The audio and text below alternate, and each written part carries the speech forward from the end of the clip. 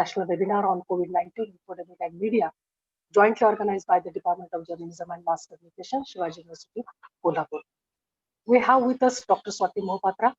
She will conduct question and answer session after the deliberation. I will give brief introduction about Dr. Swati. Swati Mohapatra is presently working with UNICEF as a communication specialist since 10 years at Mumbai. She has obtained PhD in communication.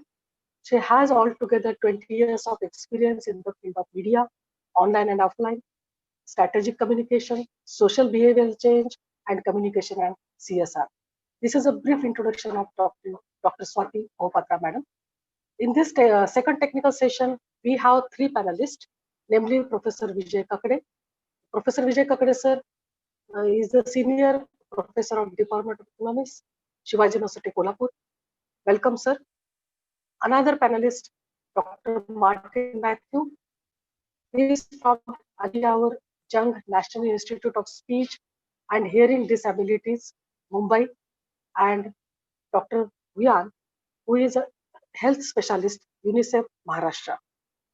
First, I call upon Professor Vijay Kakade, sir, to deliver a lecture on corporate social responsibility, CSR, and media. Dr. Kakade has 15 books on his credit, and he has published 30 research articles in reputed journals. Thank you. Welcome, Professor Dr. Vijay Kakade, sir. Kakade, sir.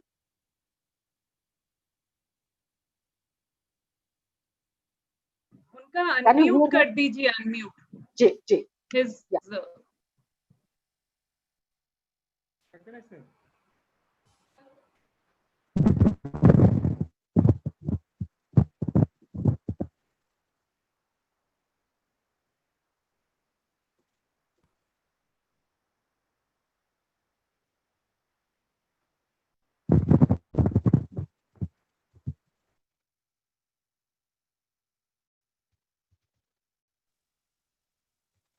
Tanaji, where is Professor Kakade, sir? Hello. Hello. Kakade, sir? Where is Professor Kakade, sir?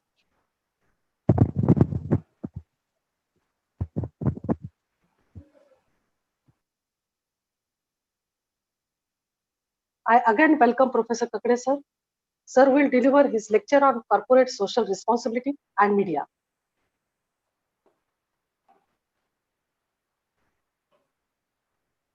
I think Kakade sir have lost the connectivity with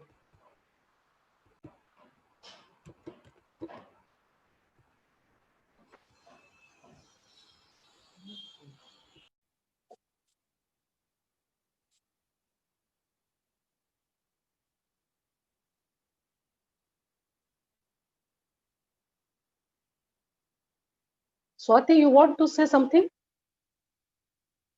Hello.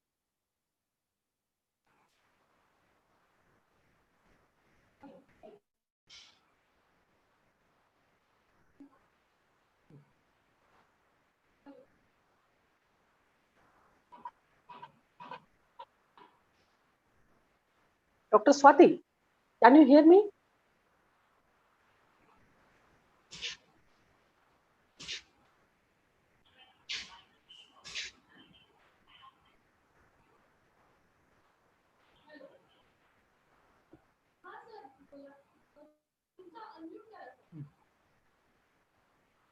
Dr. Swati, madam.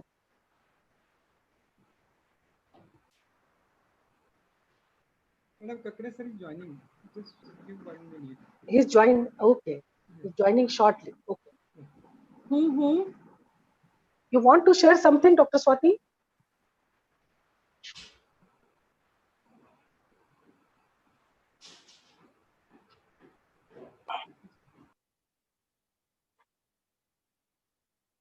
Okay, fine.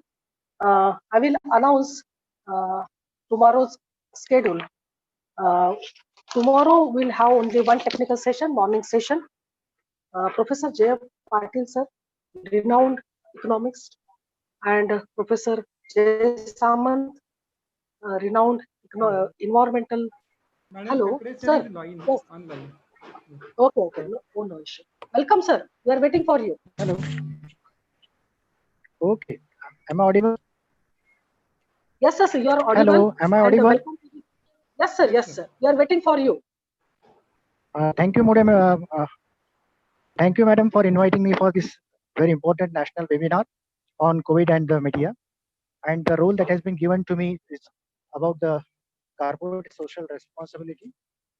In fact, COVID or Corona is a pandemic which has affected each and everyone. And naturally, it becomes the duty of each and everyone to contribute for coming over the pandemic.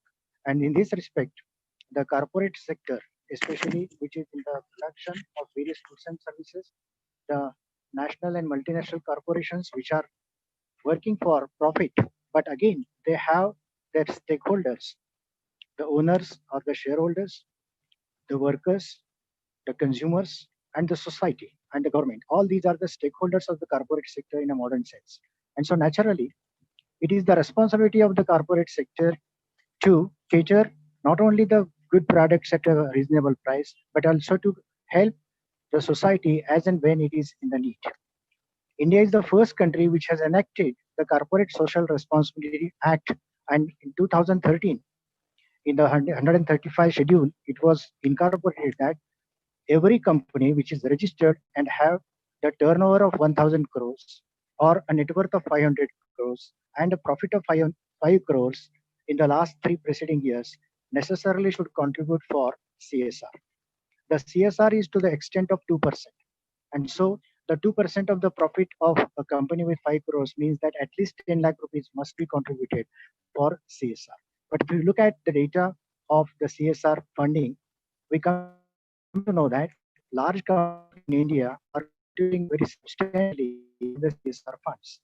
The CSR fund last year it was more than 2000 crores, and now during the pandemic, various companies have contributed very generously for the pandemic. In fact, in the last 3 months, 14 companies have contributed substantially for the pandemic, in which the name of the Tata comes first, followed by Infosys, then RIL or the Reliance Industries Limited. All these have contributed greatly for fighting with the pandemic. The CSR responsibility comes in the form of the various activities. It can go for eradicating the poverty, malnutrition. It can protect the kids or the childrens. It can finance for the education of the poor people. It also goes for gender inequality. It also goes for maternal health of the women, and environmental considerations are also prime to the corporate social responsibility. Moreover, in the recent times, with the changing need of the workers' skill, the vocational training is also given under the CSR activity. The contribution to the PM Care Fund is now managed as the CSR activity. And so, CSR activity is an important tool to fight with the coronavirus. The CSR activity, in terms of helping to the poor, helping to the needy, and now helping to the people who are affected by corona, becomes the responsibility of the CSR. The CSR funding, it was started with 1952 Sovereign Province book in the 1952. It was adopted throughout the world, especially in the US and later on in India also. And now it has become mandatory for the corporate sector to contribute for the welfare of the society as a whole. Under the CSR, the corporate sector is providing the mask, the ventilators, and the medicine which is required by the people. And so the corporate social responsibility, we can see, is a one weapon, one helping hand to fight with the corona, and it is now being done very substantially. We know that the corporate sector pays very heavy taxes, makes substantial profit. It uses the social resources, land, labor, roads, electricity, and it also creates some pollution and problems also. To come out of that, it is the human face of the corporate sector that basically provides the helping hand to the poor.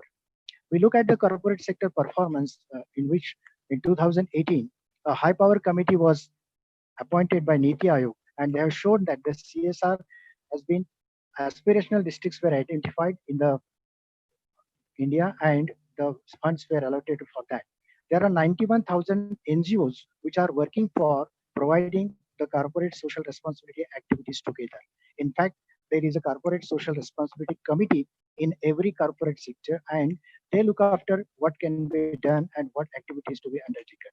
On the basis of the priority, the need of the area, the corporate social responsibility activities are being undertaken. They are giving the facilities to the schools. For example, Tata's have established 1,000 schools and they are giving the project Manasi also. Coca-Cola is also started where they are concentrating on waste management at the household level. Mahindra and Mahindra is also contributed substantially for the growth of the CSR. The Infosys, ITC, these are the leading Indian corporate sectors which are contributed for the funding of the Corona. Now, if we look at the CSR and the role of the government, it is very much clear that CSR is not only just offering the money, it is not the 2% profit that matters. It is the spirit of the corporate sector, which clearly shows its human face when there is a pandemic like Corona. And so I see that the CSR funding, which has been increasing every year from 2013 onwards, and especially in the last 3 years, every company has crossed more than 150% of their mandatory contribution. So they are not sticking to the limit of the 2% or whatever is implemented by the act, but they are giving much more than that. If you look at the Tatas, there are three companies, Tata Chemicals, Tata Motors, as well as Tata Power, they have given a substantial amount for fighting with Corona. They comes at the top with the contribution of 1,500 crores together. So this is one side that the CSR is being done very greatly and successfully in order to fight the Corona. Corona is no doubt a pandemic which requires activities undertaken by each and everyone. Micro level, every individual is supposed to follow the guidelines given by the health minister and many times the suggestions which are given on the social media also. We have to stick up with the cleanliness. We have to wear the mask whenever we are in the public. We have to keep the social distancing also. All these things are there. But along with that, there are certain very needy people who requires a helping hand. And the government also requires funds and the manpower of the corporate sector, which is coming without any hitches. And the FICCI is also a social help also. Now, when we come to the second dimension of media, yes, media is giving its important role in terms of creating the awareness, in terms of clarifying the doubts which are there, and at the same time, it also gives us what is happening at the ground. The ground reality, which were projected and given by print media and electronic media, has created awareness about the corona. The corona pandemic is unheard, unexpected, and this is the first time that we see such a pandemic at the world that were given by the media people together. In fact, what media has done was already discussed in earlier sessions, but I again highlight the things that the reality, the ground reality, especially the labor migration, which was projected, which was in a way shown the stark reality on the ground, needs to be appreciated. Because of that, many people have come to help to the these migrant workers, and now how to bring them back to the work, back to the factories is another challenge.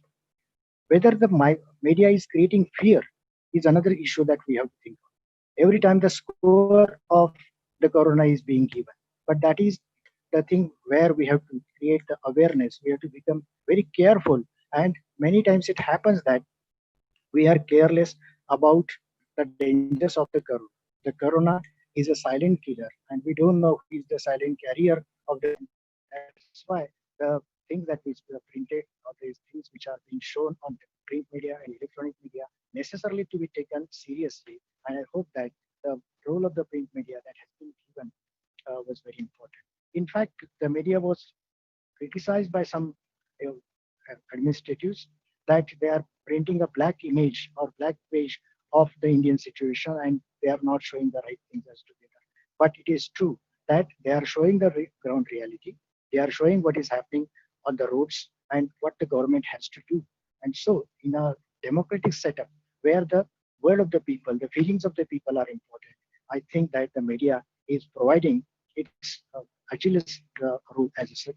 And so, I appreciate the media, but at the same time, it is necessary that sometimes the things which are coming in print media, in electronic media, are exaggerated also.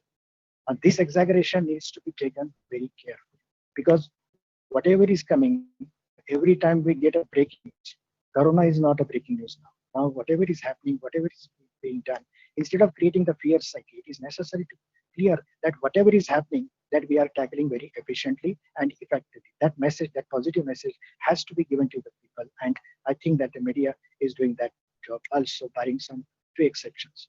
So we have to read carefully. We look at whatever information is coming from the media that is helping to the people to take the necessary actions. The corporate sector, CSR funding, that is also coming up. And so Corona, which is a pandemic which has taken heavy toll of the Indian economy, and how to restore the economy is a challenge. For restoring the economy, the first step that corporate sector will come in the forms of providing the job, in terms of providing the output which is required, and bringing back the economy on the road, on the proper stage, or restarting, re-kicking the economy or rebooting the economy. That is the need of the time, and I hope that both two, media together and CSR, will help in that respect. If you look at the entire history of the Indian corporate sector as a whole, it is very much clear that Indian corporate sector is committed for the Indian ethos, and they are committed to the Indian principles and the democratic principles also. And so it is not only the profit, but it is the social motive that is being guided under the CSR activity. Above the CSR activity, many companies like ITC are doing for the farmers and for the poorer sections of the society. And they are offering the value addition, income generation, employment generation, and above all, whatever they are making after paying the due taxes, again they are contributing for the social welfare as such. So this human face of the corporate sector is necessarily important, and which is many times is ignored. And so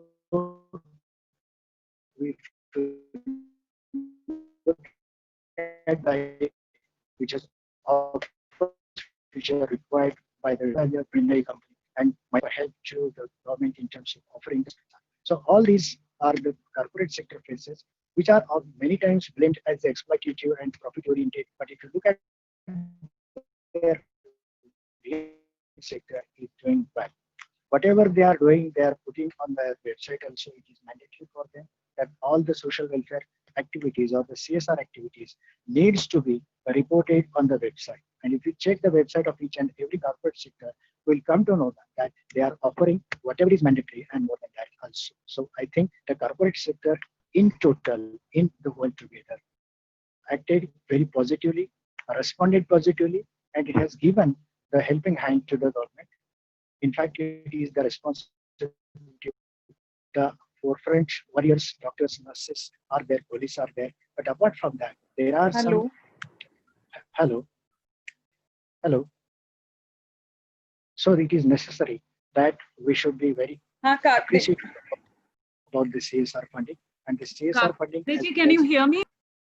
Yes. Hello. Hello, can you hear me? Yes. Okay. One of the areas that there is a lot of questions that a lot of people are asking currently is that with the COVID pandemic, there's a real loss even in the corporates, and the industries are really facing a huge loss.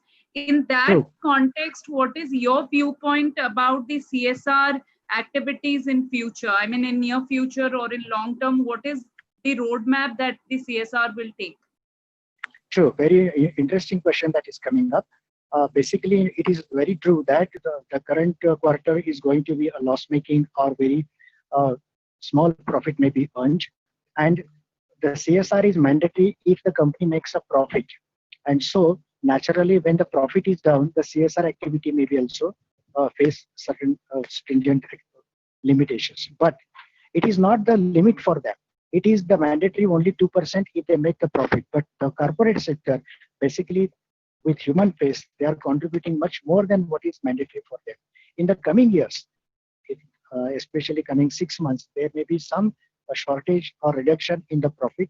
But this profit will again recoup by the increase in the demand, because we have the program of boosting the economy. The 20 lakh crores package has been announced, and the industry is being again taking the torch in their hands and marching towards the progress. And so I think in the future, the output will increase, employment will increase, and the profit will increase. So the short term problem may be there, but in the long run, that may not be the problem. In fact, the CSR will flourish and the companies with their profit will contribute certainly for the CSR activity. So I think that CSR activity will not get affected much in the long term. Okay, sir, Dr. Geeta Ramchandran, can you hear me, sir? Okay. Yes. Dr. Geeta Ramchandran and Dr. Aarti Bhatt have the questions. They will ask a question, I think. They raise their hands. Yes, yes. Yes, please. Dr. Geeta, are you there? Okay. Sir, please throw a light on the Prime Minister Fund, because CSR funds is compulsory to deposit the Prime Minister Fund also. Hello. Prime Minister funds, please tell us about the Prime Minister Yes. Fund. Okay. For the pandemic, PM Care Fund has been established, and whatever CSR funds are there, only the donation for all the CSR funds given to the PM Care Fund are given the ATG concessions. But now there is a lot of discussion that why CM Fund, that is the Chief Minister Fund, is excluded from the CSR funding as a whole. Now, this is a debatable issue, and I feel that the CM Fund, that is Chief Minister Fund, should be also included in the CSR funding. And more importantly, the CSR activities are state level. Problems which are being faced by the people at the ground level.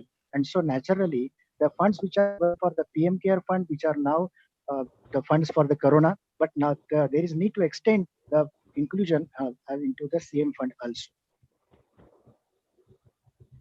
Sir, do you feel that media is giving satisfactory coverage for CSR activities during COVID? In case of coverage, the coverage, it is not satisfactory, because whatever is being done, considering the magnitude of the problem and the activities undertaken by other agents, especially by the government, the doctors and all that, these activities are not in the limelight. But later on, we can see their activities on their website, and public can understand what the CSR is being done. Yeah, Dr. Aarti joined, I think. Dr. Aarti, you can raise your question. Dr. Aarti Bhatt. Okay, sir. I think some connectivity problems there. Yeah. Okay. Dr. Swati, you want to ask any question from chat Yeah, box?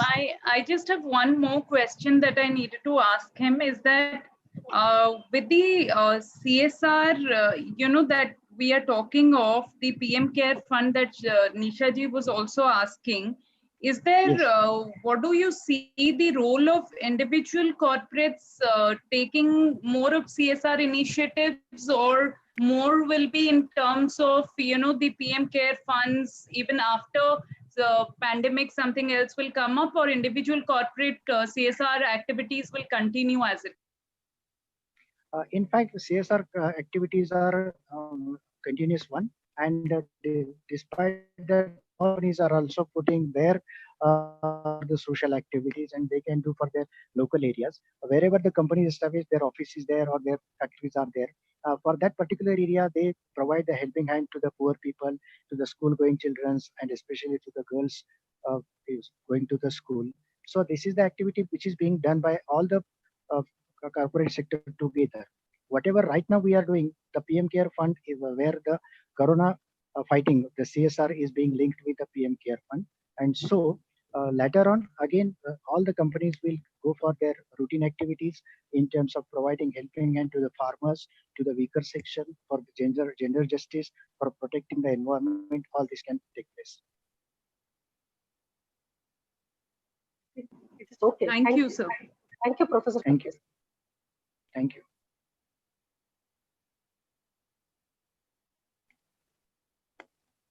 So I thank our madam for providing me this excellent opportunity to share my views with you. Thank you. Thank you, sir. Yeah. Professor Kakade sir rightly pointed out that several companies and NGOs are jointly working and helping the people in COVID-19 pandemic. He has discussed about the Prime Minister Fund also. Prime Minister Fund and Corporate Social Responsibility Fund linked with each other. Thank you, sir. Thank you for conducting this session, or giving a good lecture. Thank you. Friends, we have other panelist, Dr. PJ Matthew Martin.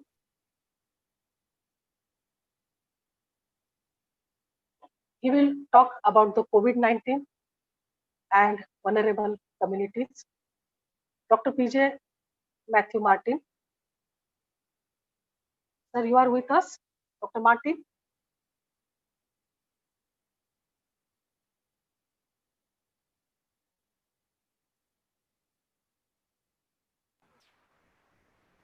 Dr. Martin. Fine. Friends, we have two panelists in this session. PJ Matthew Martin is a course coordinator of postgraduate diploma in media and disability communication in the Department of Outreach and Extension Service, Ali Awar Jung National Institute for the Hearing Handicap. The department is under Ministry of Social Justice and Empowerment, Government of India. Professor Martin has obtained PhD in journalism. Currently, he is working as a postdoctoral research fellow at Sweden at Örebro University. Can you hear me? Martin. Yes, yes, Martin. Welcome, Martin. Can you hear me? Yes. Okay. Yes, no issue. So I'll be sharing a video. I'm on PowerPoint also. Just let me finish your biodata first. Okay, Martin, sure. Yeah, sure. Dr. PJ Matthew Martin will deliver his lecture on COVID-19 and vulnerable communities. As earlier I mentioned, he is a course coordinator of postgraduate diploma in media and disability communication at Department of Outreach and Extension Service, Ali Awar Jung National Institute for Hearing and Handicap. Under this department is under Ministry of Social Justice and Empowerment. Friends, Dr. Martin has obtained his PhD in journalism, and currently he is working as a postdoctoral research fellow at CCD Hums, Örebro University, Sweden, and he is also adjunct faculty in the Department of Journalism and Communication, University of Mumbai. So I welcome Martin. Please deliver your lecture. Yeah, thank you, Dr. Nisha Pawar, and I go ahead with sharing a PowerPoint actually. Can you see the PowerPoint? I don't know how many of you can see the PowerPoint. Yes, it is visible. Yeah, okay. Now, what I wanted to tell you during this national webinar on COVID Infomedic and media, that's about the vulnerable communities and COVID-19. What has happened? What is the situation? What we can be done? What are the things that are happening in our country and in around the world? And why we should be caring for the vulnerable communities. Now, talking about vulnerable communities, we have, as per the definition of WHO, the children who are pregnant, women, elderly people, malnourished people, people who are ill, and immunocompromised people. So these are considered as WHO as persons who are vulnerable, belonging to the vulnerable communities. Now, they have missed out a very big amount of people, a big population of the people, especially in our country, that is the people who are persons with disabilities. Now, persons with disabilities in our country is a huge number, which should be considered as vulnerable communities in terms from the side of our mass communication and the media. And COVID-19, as you know, it struck the world and in our country and our state of Maharashtra, and it has been affecting the people who are belonging to the vulnerable communities. And now the situation is that such that we have to live with it till some solution or some kind of problem is getting solved. Till then, we have to live with this particular situation in our country. Now, having said that, there is actually a big amount of problem that is there with reference to the media as such. Now, as you know, aim of media is to inform, educate, and to entertain. And so first problem comes with the communication aspect. That's about the language, especially when you are addressing the vulnerable communities I am talking about a marginalized community whom I represent as a media officer of a National Institute for the Hearing Handicap, Speech and Hearing Disabilities, that is situated in Bombay and representing our country. Now, the language that is required to be used in mass media should be acceptable type of language. When I say acceptable type of language, examples, we have galore.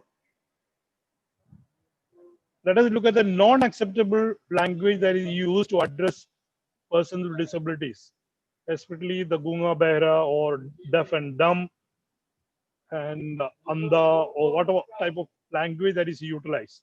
So these kind of language is not acceptable for persons with disabilities. Second is the language which is accessible to persons with disabilities.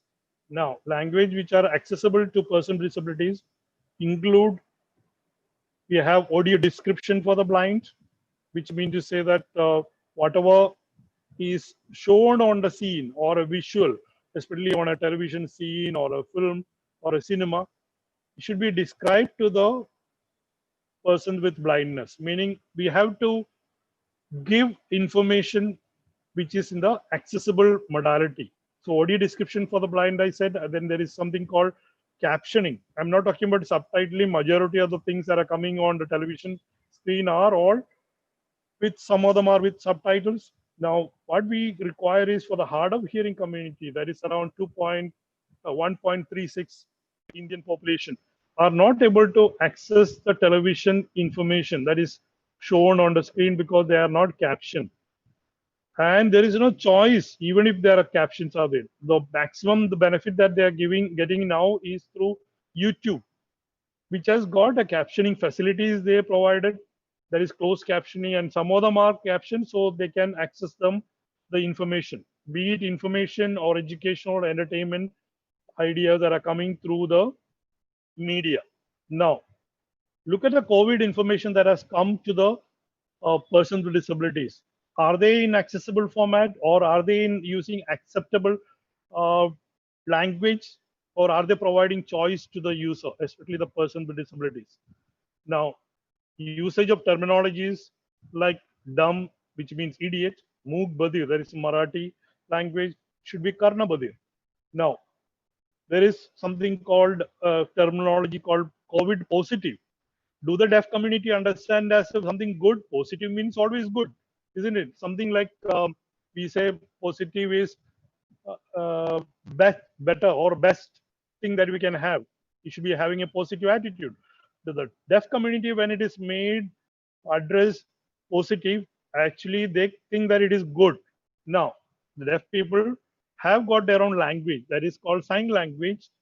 Addition to the spoken language, those who can afford to speak or learn to speak, they can use and understand our textual language or Hindi or Marathi or any other languages that are spoken in our country. But quite often they miss a big amount of our information, be it education or be it entertainment information, because of the language that we use. For example, as I said, there is positive means good.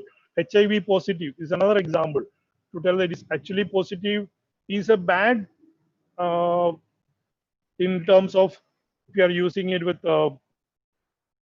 HIV or COVID positive, but the information goes to them that it is good. So these are the careful attitude we should take, or we should understand the language that is used among the persons who are deaf. Then we are able to address that information properly. Next is actually the participation of person with disability. When we are using a particular media, be it YouTube, be it television, we should involve them also. We should understand their problems in terms of accessibility and acceptable language while addressing the issues that are already prevalent in the community, especially the COVID issue right now that is there. Now, we use various technology to give to the people a choice. Now, what are the accessible media that is available, which I would like to explain to everybody in the media that we should be using. Now, choice of the media is there. We have television, we have radio, we have cinema, we have YouTube, we have internet, we have social media. A lot of choices there. Now, let us look at the accessible media, which requires choice in terms of live captioning. It is possible. Closed captioning is possible. Then it's also possible to have Indian Sign Language and also subtitles. Then there is audio description. Then, moreover, when we give the COVID information on a website, there is something called alternative text. So all the visuals, be it Instagram or be it WhatsApp, whenever we post a kind of visual about COVID, there should have been an alternative text. The technology is available. We should use such kind of technologies so that the blind people also can understand what we are posting. We may post a picture of a person with a mask, but that doesn't mean that blind people are able to read whatever you are being uh, visualize what is given in the picture or the image. So we should use alternative text so that blind people understand what exactly you are trying to say. Now, the idea of mask, especially modified mask, which can also give speech. So blind people don't understand how it is. So we'll have to explain using alternative text to the visuals that are provided on any other platform, be it social media such as Instagram or WhatsApp messages. It is important that we use alternative text so that they understand. Now, in the website, as I said, there can be also screen reader. The Java is there, but we should provide that particular, as media professional, we should be able to provide such kind of facility on the platform that we use for communicating with the vulnerable communities. Then we have use of avatar. Avatar has come as a big way of communicating, especially when there is need to reach people maximum, because their person interface, individual's interface might hamper communication. Then we can go for avatar and then communicate to a larger group of people, and with alternative of replacing even sign language interpreter themselves. Okay, so the avatar can also, the technology is already available for usage of avatar, so that also should be used, possibility of using that when in terms of crisis communication, especially like COVID like situation. So we have the media technology, we have the use of it in terms of increase of literacy also is increase in the concept of people. When we use Indian Sign Language, closed captioning and live captioning, they also increase the literacy of people. Subtitle again, it increases the literacy of the people and the concept of among the people. So these are the, as I provided in the screen, we have media subtitler as a kind of tool to use subtitles or captioning, and live captioning also. Media subtitler can be used for that particular technology, and it has got a large effects on accessibility to vulnerable persons. Then we have the usual studio-based Studio Pinnacle and FCP and other things for subtitling.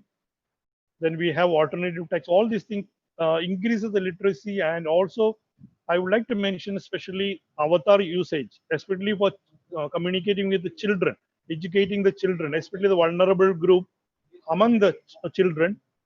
We can use something called avatar, which activates the brain. As you know, all of you must have been using avatar or avatar based films you must be watching, especially Tom and Jerry, things like that are there on the screen, television shows. Now, if you go full day, you are actually tired and go reach home, and then you put on Tom and Jerry show. Now, it does not make you tired on the while you watch, because it is based on animated uh, platform, or Avatar also is a kind of animated platform that they use. So it actually, the result is because it activates the brain more than the real images. So it has been found through research, through fMRI studies by Annie Lang and media head of the department in Indiana University. They have found that animated figures being used rather than the real images activates the brain. It does not make you tired, and especially tackling children with disabilities or children with mental retardation or what the vulnerable group. If you communicate from using avatar, it will be more appealing and also increasing their brain activity, and they will be understand better the concepts. Now we have the platforms like YouTube, which is extensively used, but very few of them use the facilities that are there, especially the classic studio for subtitling or captioning, and SRT file creation, which will enable reaching out the messages through the entire world. If you want to tell the world through a YouTube platform, you can reach the entire world because Google itself provides you the Google translation facility. So that is a big thing that is there available to the media or the communication professionals. Then live captioning is also possible through two different technology that is already there. That is only in English language, C print and CART. This is actually a software which the media students and media people can learn it and reach the masses, because and that can be used on live whenever an important speaker, for example our prime minister, honorable prime minister Narendra Modi was speaking about, every week or every month he used to come and speak. If it was captioned, the reach of the people, reach of that particular communication would have been a bigger, because it is captioned and people who are not able to hear will be able to at least know the text. And also there is a sign language interface, interpreter is there interpreting, that could also reach the deaf community. So these are the platforms that we could use while communicating with the vulnerable persons, especially the person with disabilities. Now, another particular platform which is forgotten by everybody is something called multiple language interface. Multiple language interface is available in FCP, and very few films or very few advertisements are now providing the information or educational information through this platform. Even Byju's educational information, they are not having multiple linguistic output possible right now. The They are all individualized, fused subtitles or captions. So which means to say, if you are looking for caption for your own language, educational or entertainment information through in your own language, Marathi or Tamil or Telugu, it's not possible unless you have a subtitle videos that are there ready-made. So these are the technology that is available, and its effects is not only for persons with who are person with disabilities or vulnerable group. It is also for us who are within another 10, 20 years, we will also require all this, because tomorrow we will not be able to see things properly. We will not be able to hear properly. Our eyesight is going to decrease. Hearing is also going to decrease. We'll have to rely on this kind of technology. So we need to educate the young media professionals who are in our universities, in our classes, to learn these small skills, how to make things in accessible format, and to reach out to the vulnerable group of the communities in our country and in our state. So that is a very important thing that we should be doing it as communication professionals. Now, the effect of accessible media is huge. It increases the literacy level of young people, young children, or older people. If I want to learn a language, if I go on listening or seeing a particular film or things in a particular format, particular language, I'll be able to increase my literacy. In fact, it also gives money to the people who are having this kind of skill in the society, so that they can also participate in making things in accessible format. It increases the audience, and it also reaches the vulnerable or non-vulnerable population, especially a person with disabilities. So these are the some of the things that I want to tell you in the short time of 20 minutes. So if we accept, or if I accept another person's language, I have accepted the person itself. So if you refuse to accept the person's language, you refuse the person, because language is a part of the self. Be it sign language, be it spoken language, be it Marathi, be it Hindi, be it Tamil, we need to accept their language and communicate in their language. That is very important. And in fact, I would like to showcase to you even the National Institute for Open Schooling. I'm not accusing them. It's a virtual classroom that is not in accessible format today for the children who are able to use the internet and access their website. It is not in accessible format, and so majority of the children who are not able to access this particular open schooling, they are not able to gain from this particular facility that is there. So we need to make whatever interface that we are making as media professionals, make them in accessible format. And as you know, avatar technology, I told you earlier, and the sign language, the World Federation of the Deaf, they have a statement already made. It's very clear, especially in times of emergencies, in crisis time, we can use it. Of course, they don't appreciate the use of avatar technology to replace the sign language interpreters, but they always appreciate the avatar technology being used in times of emergency. And we have a legal system already there in making things in accessible format. Remember, we have UNCRPD, United Nations Convention is there, which supports this particular platform to make things ICT, information and communication technology, for the vulnerable group in accessible format. We have uh, the UNCRPD, which is already signed by, ratified by the Government of India, RPWD Act, which was promulgated on 3rd December 2015. We have taken on ourselves to make things in accessible format.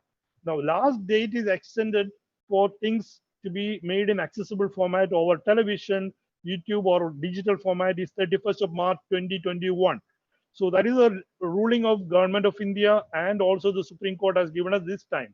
So before 31st March next year, 2021, you are compulsorily forced to make things in accessible format, or even the media professionals can be put under bars if you don't follow the constitution of our country. So this is a big step that we have to take, and also provide choice to the users in terms of language, in terms of technology, in terms of media, and also make them to participate in the community. Now, during the last 3 or 4 months, there are a lot of fake news that had come about COVID-19. This is a big issue for the vulnerable community. They don't know what is the truth. So acceptance and sharing and forwarding, creating, interpreting, editing, and manipulating. These are the things that are being done on the digital platforms to create fake news. So this is what we should be careful about while spreading the messages even to the vulnerable communities. We should be very careful in forwarding. We should be very careful in accepting and sharing the things, and interpreting or editing or manipulating. It gives a wrong picture. For example, we have fake news recently come up about Trump, the president of United States, who was having test positive. It's a wrong news which had come in a manipulated manner. Must have seen that in social media too. So these are things that we should be careful. As media professionals, we have the testing facility for testing it, whether it is accessible format or fake information. We have Boom Live in, which checks actually the websites which are spreading wrong information. We have Elan, which is free of cost. We have NVivo, which is expensive. These are all multimedia platform which can check, or rather find out the manipulation before we share the video or a particular visual, whether it is manipulated or not. These are two platforms which are, one is Elan is very freely available to you. NVivo is expensive. So media professionals should use this platform to check before we share or pass on the information. We have W3C guidelines. We can even check mobile application, podcasts, and social media posts or websites in whether they are in accessible format or whether they are fake, before we send out the news. As I said earlier, aim of multimedia technology is to inform, educate, and to entertain. And we have so many platforms that we use, and we should be careful with. Now, I would like to show you a particular video, which is a kind of video about accessible format, which actually is an example which I want to share with you, or rather, I would like to share with you right now about this video, because this video actually tells you how to make things in accessible format. So this is what I would like to share with you on the screen itself live to the all the viewers.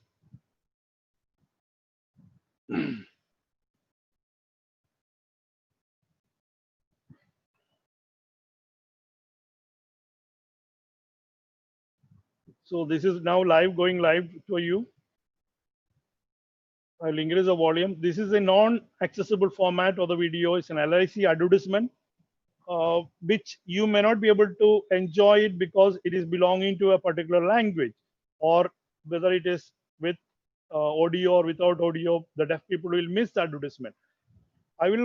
This will be now shown to you in accessible format. It's a beautiful advertisement of LIC, but it's not in accessible format. Now with the captions or subtitles, you can see it, and with sign language, all of you can see the video in accessible format.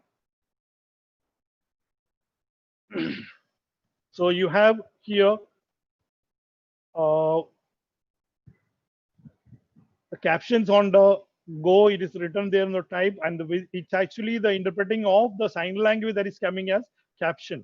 So that is what is important when you are using sign language and caption for an advertisement. So this is a kind of advertisement which would have reached, or which would not have reached, the vulnerable group or the deaf community, because that was not an accessible format.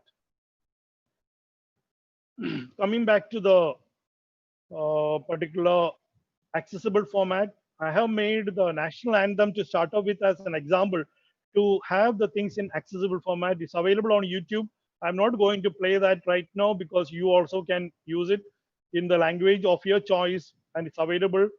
And with these words, I would like to thank every participant, and especially Nisha, Dr. Nisha, who has taken the pain, and the Kolhapur University for having taken the pain to organize this webinar and address the issue of the persons with disabilities as well as the vulnerable community in our country. So that's it. And I would like to end the speech and take on the questions right now. Yes. Thank you. Thank you, Dr. Martin. Dr. Martin, do you have any data, government data, who talks about the COVID-19 affected vulnerable community?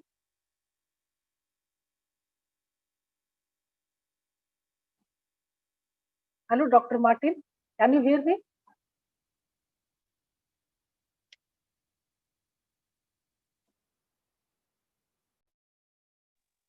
Hello.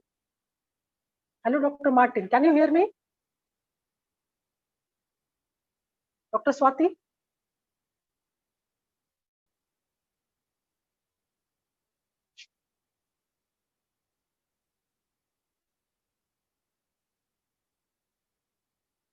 Hello, Dr. Martin. Hello, can you hear me? Yeah. Can you hear me? Hello. Hello. Hello. Am I audible? Hello. Am I audible, Dr. Martin? Dr. Martin, sir. Can I audible?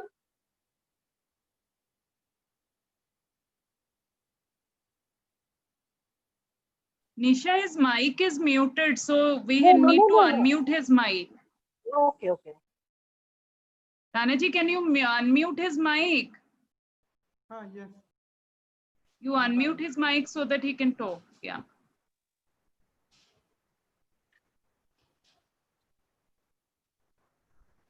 Swati, you can raise a question from the chat box. Yeah. Hello, Dr. Swati.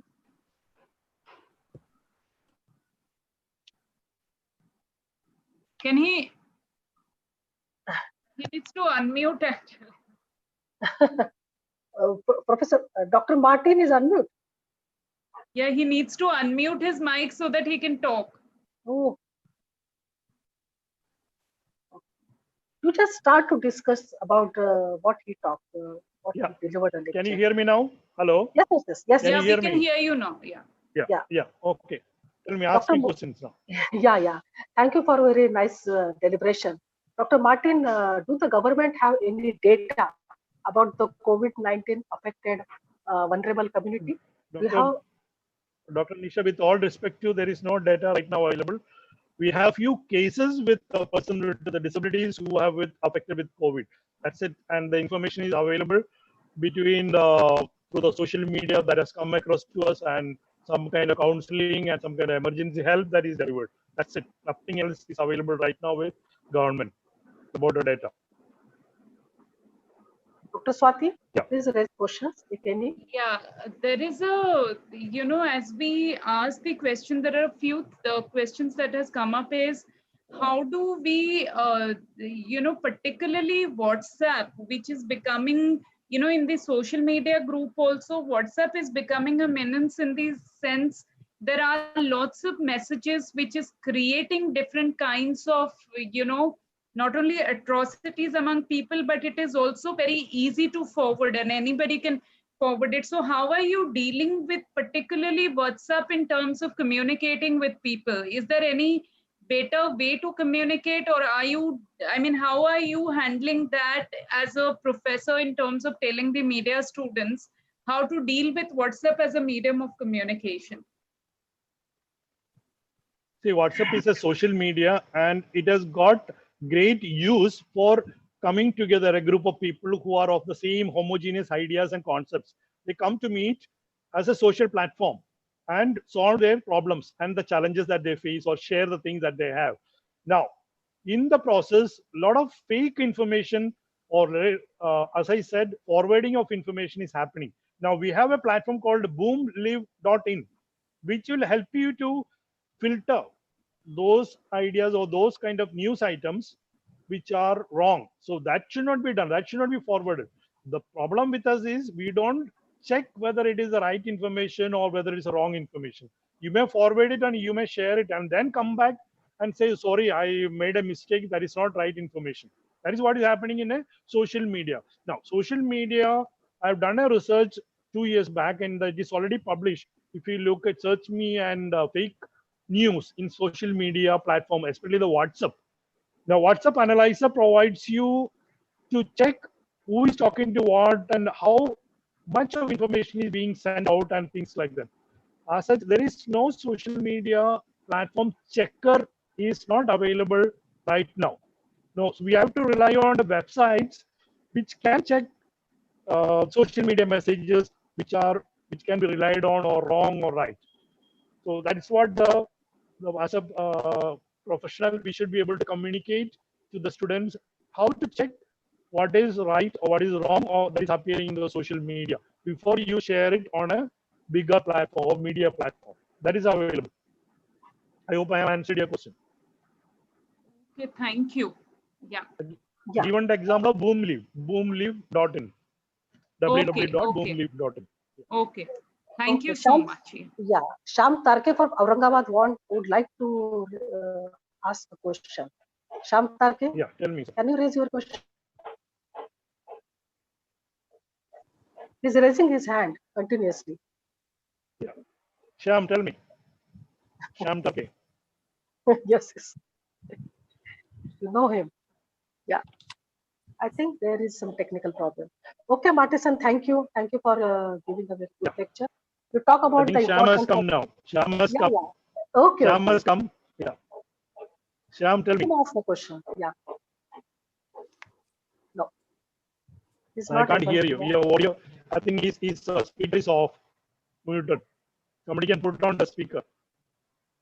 Okay, fine. Sir, my question. Yeah, boli. Yes, sir. Very nice lecture of you. Please details about ELAN. ELAN. ELAN is a platform. software. Yeah, I'll explain. It's a Yes. beautiful free software, educo-linguistic annotator. Educo-linguistic annotator. It is psycholinguistics. In Germany, they made the platform. If you take any video, multimedia, whether it is sound or video film, you can dissect 1 second to 999 microseconds. Remember, it is used by forensics, it is used by sign language interpreters, it is used for analyzing any video. What manipulation or is done in the image or in the audio. 1 second can be dissected into 999 microseconds. So you can download it on, it's a free software, ELAN. It's available from the Max Planck Institute, Germany. It's available right now free of cost. Download it and use it. 4.8.1. 4.8.1 is the version which can be utilized on any Windows. It's a lower version, but that is the best version. You can use it on your laptop or even on your computer, desktop. 4.8.1. EduCall Linguistic Annotator.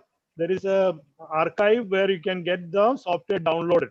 All the media professionals, the students can use it to identify the manipulation that is done in any video, any multimedia, whether you have created it or not, and then freeze and tell. It is also used by the forensic lab for analyzing the manipulation.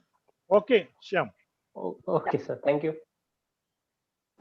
Thank you, sir. There is Somdat and another person. Yeah.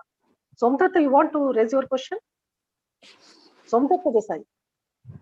This is the last question. I think, yeah. Okay, fine. This is the time to wind up this session. Dr. Martin will talk about the importance of the avatar technology, alternative text and animation, and multiple language input in communicating and educating the disabled persons about COVID pandemic. Thank you, Dr. Martin. Thank you for sharing the platform. Thank you. Thank you. Namaste. Bye. Bye. Thank you. Bye. Bye. Thank you. Bye. Yes.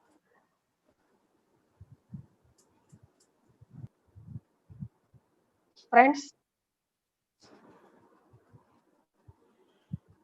we have Dr. Guyan, health specialist, UNICEF Maharashtra.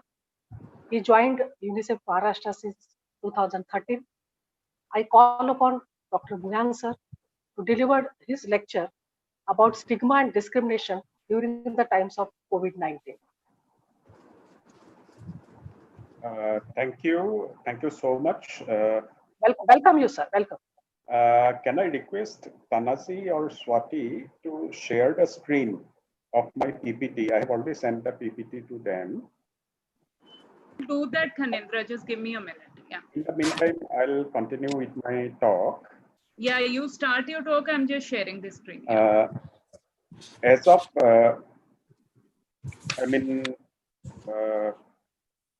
now we have one of the worst epidemic in the last 100. And as all of you know, that the COVID-19 has affected almost every country in the world. And it is also the most important socioeconomic crisis that the world has faced in last more than 100 years or so. And for some of the developed countries where, like say, United States, this is the most severe economic crisis after 1920s. And then it will take at least 10 years or more than that, 10 years or more than that for normalcy. And the situation in India is probably not that worse in terms of the socioeconomic crisis. But nobody knows how the economic recovery will happen, when it will happen, and how the epidemic will unfold. Because many of the predictions that has been given or that has been made for the epidemic curve for India, those were not correct. Now, there are some group of epidemiologists who think that at least 50% of Indian population will get infected with the virus by the end of this year. Another group of epidemiologists think that the situation will not be that severe. Nevertheless, it's one of the major crises that the country has faced, that the state has faced, and the whole world has faced. And if you see the situation in Maharashtra, as of yesterday, the total number of cases or the COVID-19 positive persons is about 88,529. Out of that, 3,169 persons have died, and about 41,000 have recovered and discharged from the hospitals. This is only the cases or the positive persons who have been tested and tested positive. Yesterday, there was a news item in the Indian Express. Government of India's Indian Medical Council of Research, ICMR, actually did a shadow prevalence survey of COVID antibodies in the different cities and different districts. And they have estimated that the total number of infections in many cities, including Mumbai and Pune, are at least 100 to 200 times more than what is diagnosed or what is reported. So many of the cases are asymptomatic. So all that I wanted to tell is that the number of infected persons is much higher than what has been officially reported by government of Maharashtra or government of India. Next slide, please. Tanazi, next slide, please.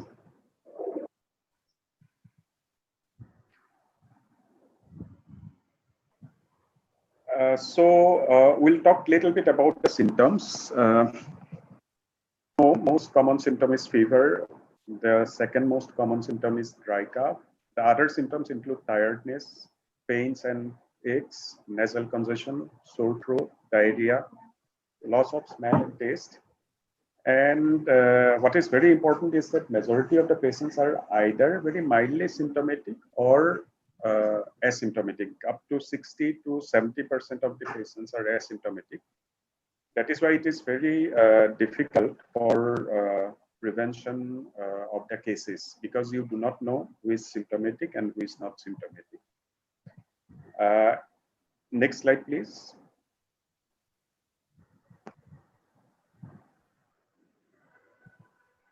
So I'll talk a little bit about prevention and the safe practices, and in that I'll also touch upon the prevention of stigma and discrimination, as well as the continuity and continuation of different services, whether it is education or health or water or nutrition. So when all of you know all these behaviors, all this information about the prevention, I am repeating because it is very critical that we, practice those behaviors. So the most important aspect of preventing COVID-19 is that we need to ensure that there is physical distancing from any person. And initially, the recommendation or the evidence was that there should be at least 1 meter physical distance between the two persons at all the times.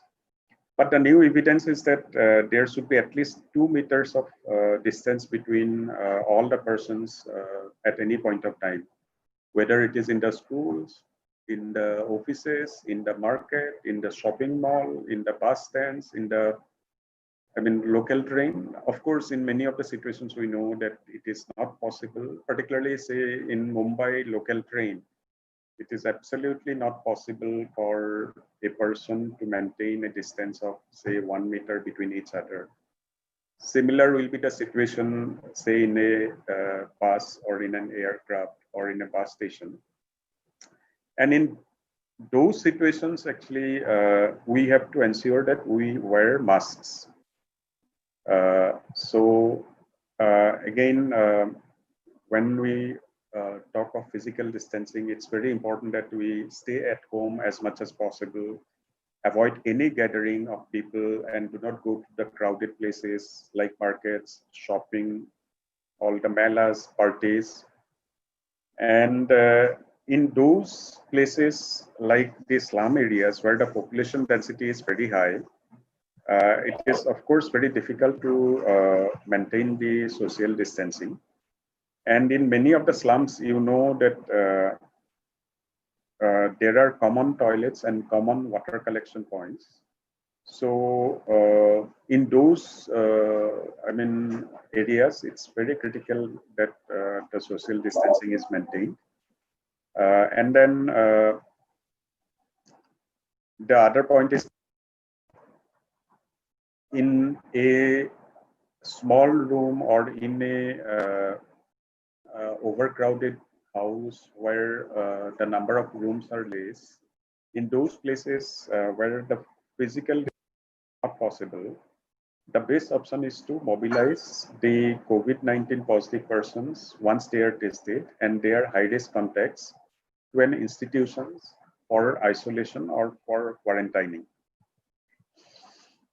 And the second most important aspect is the hand hygiene. We have to do the hand wash at the critical times or use the alcohol-based hand sanitizer, 70% alcohol rub. The hand washing should be done with soap and water for at least 20 seconds, if possible for about a minute. After use of toilets, after visiting public places, after blowing the nose, after coughing, after sneezing, after touching some of the common points like say the button of the lift, like the handle of the public transport. Similarly, the hand sanitizer if the soap and water is not available. And it is also very critical that we should not be using our eyes and nose and mouth with bare hand, with unwashed hands. And as I have touching the doorknobs, the doorbells, the elevator buttons, the handrails, the support handles, the chair backs, the ATM surfaces, the mobile phones, the washing of hands and the use of alcohol-based sanitizer is critical. Next slide, please. Slide number 8. So the next point is about the respiratory hygiene.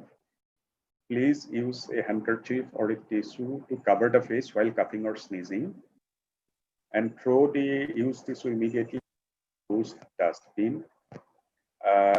Cover the mouth and nose with the bent upper arm in case of coughing or sneezing, in case the handkerchief or tissue papers are not available. And immediately after coughing or sneezing, it is important to do the hand washing and avoid spitting in open. And earlier it was thought that coughing is important for dissemination of the droplets in which the virus is there. But the recent evidence is that even during talking also, the virus from the upper respiratory tract, that is your pharynx, your nose, your throat, are disseminated. So it is very important that at the time of coughing also, using the mask or using any protective cloth is very critical. And last Saturday, actually, there was a revised guideline from World Health Organization regarding the use of masks. And the masks are to be used only all the time, especially when the person goes to the public places. And they have recommended 2 types of masks. One is the medical masks for the hospitals and many of the high-risk activities. And the other is the fabric or cloth mask. And the cloth mask can be actually manufactured or made with 3 layers of cloths, and that is washable. So please go to the website of WHO and see how the masks are to be used, how the masks are to be made. And the current recommendation is that in all the places where the active transmission is going on, it is better for everyone to use masks, not only the high-risk people like the high-risk contacts of the COVID-19 positive persons, or the aged and older persons, or the persons with some medical conditions or comorbidities, but everyone has to use the cloth or fabric masks for prevention of COVID-19. And as we have been discussing, that it is important that certain population groups are given more attention and they take additional care for preventing COVID-19. It has been observed that the mortality among the who are aged 60 years and above is much higher. Therefore, protecting the older people is very important, reducing their mixing with the general population, with the younger generation is very critical. And as you know that even though the unlocking started, there is restriction as per the Government of India guidelines for the movement of certain population group, the person who is 60 years and older, and all the pregnant women, and the children below 10 years, persons with some medical conditions like the person suffering from high blood pressure, diabetes diseases, lung diseases, kidney diseases, or immunodeficiency disorders. Please,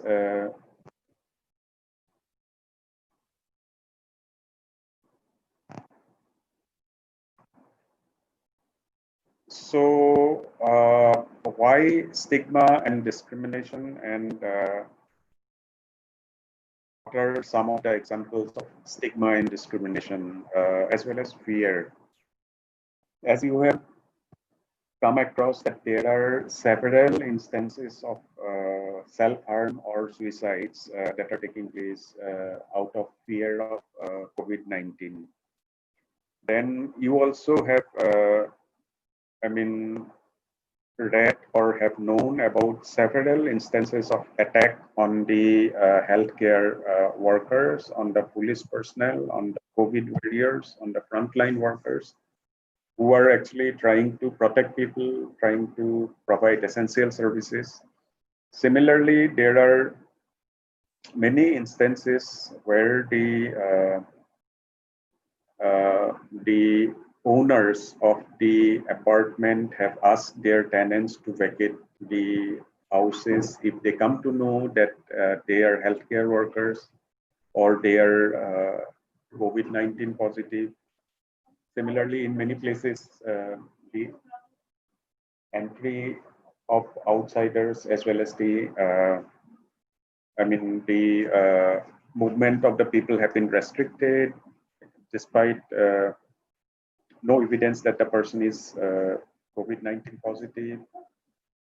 So there are many such examples in the country, and there are many such reports. Can you go to slide number 11, Tanasi? So you have seen these reports that are there that the doctors and nurses face stigma over coronaviruses, and then they have been asked to vacate the rented home. 2 women resident doctors have been assaulted by men for spreading COVID-19. Men held for beating up the vegetable vendors in so-and-so place. People are unsafe, the patients are unsafe, the providers are unsafe. That is how it is being, viewed by the or perceived by the general community about the service providers like doctors, sanitation workers, the police personnel. So some of the population groups who are at high risk of being stigmatized include the COVID-19 positive persons, their family and friends, the people who are isolated or quarantined along with their families, different professional groups like doctors, nurses, paramedical workers, the frontline workers, the sanitation workers, the police personnel, and the Dr. Bhuyan, sorry to interrupt you. There is no screen. There is no screen. I think some technical problem from Dr. Swati madam. Yeah. That is why I'll continue. Swati, can you Tanaji, can you address? Yes. Can you show the screen? We tried a lot. Yeah, we tried, but some technical problem, Dr. Swati. Yeah. Also, can you take some question answers? Okay, sure. It's okay, I think. No? Okay. Because we are running running behind the time or Dr. Bhuyan. Yeah. Yeah, we expect hear more about the stigma and discrimination during COVID-19. Please throw light on this stigma and discrimination. What type of stigma and discrimination in the society? No, as I told you that Can you please there us? has been several instances of, say, healthcare workers being thrown out from their residences because the association, the Resident Welfare Association, thinks that the health are going to transmit the infection. There has been several attacks on the police personnel when they go for enforcement of the lockdown. So, I mean, these are some of the examples of stigma and discrimination that is happening at the, I mean, residential areas, at the common places. So, so these are some of the examples of stigma and discrimination. Dr. Bhuyan, being a health specialist, you have discussed what measures should we take in COVID during COVID-19 pandemic. This is a good deliberation. Dr. Swati, you want to raise some questions? Yeah, I just could not show the PPT because there was some technical issue there then. So the screen was not, showing at that point of time. Khanindra, two of the things that, is a question for everybody. One is how media or media students should address stigma and discrimination as an issue, because more than death, there is a lot of panic which is creating stigma and discrimination. So can you talk about it a little bit? Okay, there are several ways of addressing the stigma and discrimination in the society. One most important thing is that the majority of the people, more than say 99% of the people, they survive from COVID-19 infection.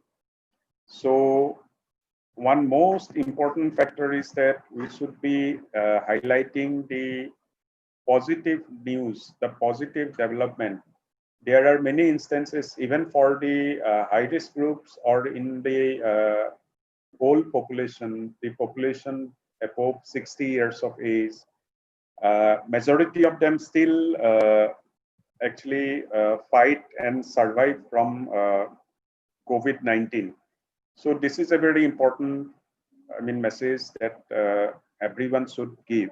The second most important message is that, I mean, stigma has to be prevented. If we do not prevent stigma, then people will hide their status. And if they hide their status, if they do not seek medical care once they are not well or once they are having some symptoms of COVID-19, then the transmission without any. So the epidemic will be very large, and there are a lot of examples of countries or states which have successfully contained the epidemic. These countries include, say, China, South Korea, New Zealand, Japan, Singapore, and back in India, the states like Karnataka, the states like Kerala, they have successfully contained the epidemic. The third point that I'd like to highlight is that there are many support systems that are available. There are many helplines of Government of India, state government. There are helpline for the psychosocial support. So the person who is having some stress should be accessing the support services either from the nearest health center or from the I mean, the helplines that are available at different levels. So that is how we have to address the stigma, and it's also to disseminate this correct information. And it's also very important to highlight the social protection schemes that the Government of India has launched for the COVID-19 positive persons. As you know, there are a lot of economic and health services which have been made available by Government of India for fighting COVID-19 epidemic at different levels. And there are a lot of messages from the Honorable Prime Minister, from the Health Secretary, from the CEO of Niti Aayog. So all those correct information and messages, if we disseminate, then it will be easier to find. And the other thing is that the use of right word and is also very important. Instead of telling the person who is suffering from COVID-19 as COVID-19 cases, we can talk about them as person affected COVID-19 or person who is positive for COVID-19. So this is by which we can address stigma and discrimination. For your inputs, because it is very rightly said, you very rightly said towards the end that it's, as a communicator, it's very, very important to speak the right words, particularly on stigma and discrimination, because that unnecessarily creates a lot of panic. And also I feel as communicators, media educators and students, it's also very, very important to give the message that a lot of people are recovering, a lot of people are getting well. The mortality rate is really less in terms of COVID, so that the fear or the panic should come down among people. Thank you, Khanindra, for your lecture. Thank you, Khanindra sir. I am Sachin. On behalf of Department of Journalism and Mass Communication, Shivaji University and UNICEF Maharashtra, I thank all the speakers and participants for participating and delivering lectures. The day's proceedings were really fruitful and enriching. We have shared a lot of information that is very much useful for all of us in facing and coping up with the conditions that we are facing right now. I hope everybody must have enjoyed the sessions, and there are very good takeaways from these deliberations whole day. I especially thank Dr. Rajan Patil for delivering keynote address. Then Rajeshwari Chandrasekhar Madam and Professor Sanjeev Bhanawat sir for inaugural speeches. Then Dr. Radhesham Yadav for describing the condition in media, and Dr. Rajalakshmi Nair for suggesting the nutritional benefits and giving some insights among nutrition. Also, for the second session, I thank Professor Vijay Kakade, Dr. Martin Matthew, Swati Mahapatra, and Khanindra Bhuyan sir for sharing their insights to us. Thank you, everybody.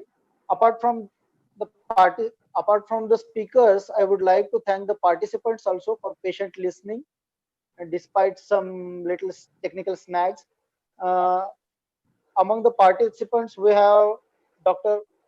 Arul Chelvam from Chennai, who is senior professor, and there are many distinguished participants among us. I thank all of them. It is not possible for me to take everybody's name, but still everybody's participation was very much important. Thank you, everybody. And here we are ending today's session, but tomorrow exactly at 11:55 a.m.